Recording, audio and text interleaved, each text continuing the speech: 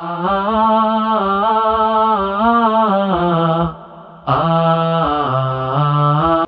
রহমানির রহিম। আল্লাহ রাব্বুল আলামিনের লাখো শুকরিয়া যে আল্লাহ রাব্বুল আলামিনের মেহেরবানিতে আমরা আজকের এই চক্ষু ক্যাম্পটা শুরু করতে পারছি এবং এই পর্যায়ে এসে চলছে। এর আগে আমরা যে 2টা ক্যাম্প করেছি সেগুলো সফল ছিল।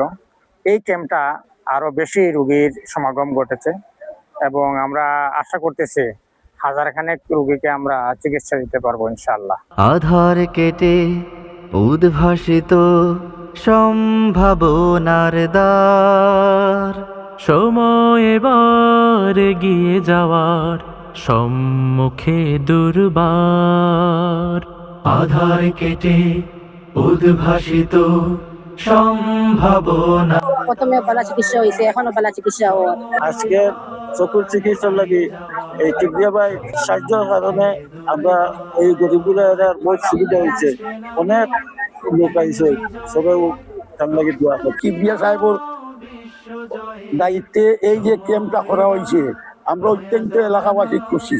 সুন্দর চিকিৎসা চলতেছে এবং আপনার এই বিজ্ঞ ডাক্তারগণের মাধ্যমে আপনার চিকিৎসা চলতেছে এবং রোগীরাও যথেষ্ট আইতেছে আলহামদুলিল্লাহ। সম্পূর্ণ ফ্রি ভাবে চক্ষু অপারেশন করে উনি মলিউদার নিয়ে তার মাধ্যমে একদিন পরে অপারেশন করে এখানে নিয়ে আসবেন।